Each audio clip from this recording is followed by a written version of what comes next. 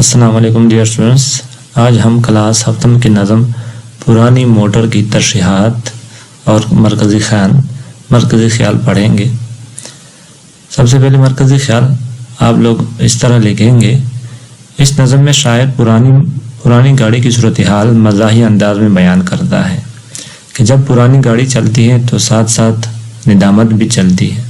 سارا بازار اس کی سست رفتاری اور شور سنتا اور جملے کستا ہے۔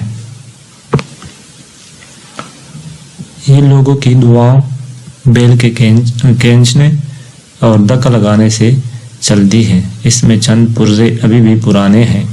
یہ مرغ سے ٹکرا جائے تو خود چکرا جاتی ہے اور حواس باختہ ہو جاتی ہے۔ اشعار کی تشریح۔ پہلا بند آپ لوگ یہ چلتی ہیں تو دو طرفہ ندامت ساتھ چلتی ہیں، یہاں سے سٹارٹ کریں گے اور آخری مصرع یہ ہوگا۔ عموماً زور دستے دوستہ ہی کام آتا ہے۔ حوالہ متن۔ نظم کا نام پرانی موٹر، شاعر کا نام سید ضمیر جعفری۔ تشریح۔ اس بند میں شاعر کہتا ہے کہ پرانی موٹر کار جب چلتی ہے تو ساتھ ساتھ شرمندگی بھی چلتی ہے۔ اس کے چلنے سے پورے بازار میں آواز اور شور پیدا ہوتا ہے۔ کبھی یہ ماں کی محبت اور کبھی بہن کی درخواست پر چلتی ہے اور کبھی کبھار اسے دوستوں سے دھکا لگوا کر چلانا پڑتا ہے۔ اس ٹوٹی پھوٹی گاڑی کو انجن کم اور زور آزمائی سے زیادہ چلایا جاتا ہے۔ بند نمبر 2۔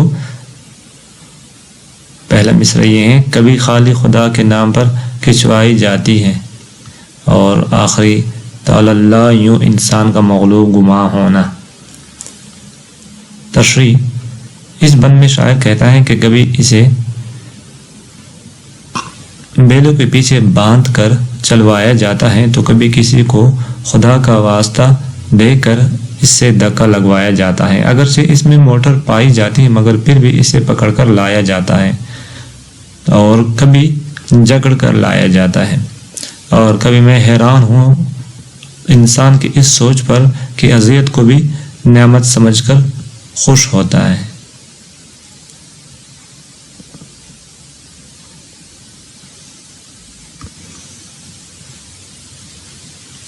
بند نمبر 3۔ شکستہ ساز میں بھی محشر نغمات رکھتی ہیں، اور آخری مصرع کسی مرضی سے ٹکرائی تو خود چکرا گئی اکثر۔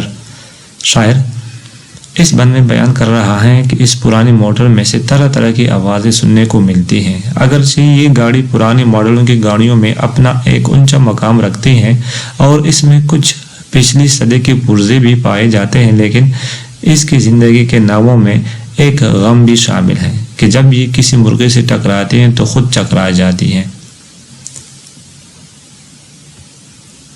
بند نمبر 4۔ ہزاروں ہاتھ سے دیکھے زبانی بھی مکانی بھی، اور آخری شعر تم یہ رہ رو کہ شاید پھر کوئی مشکل مقام آیا۔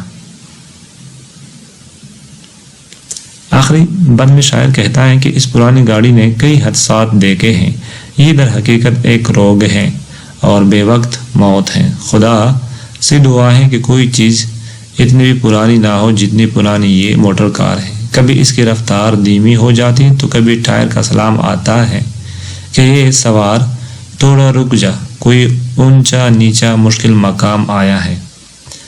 تو یہ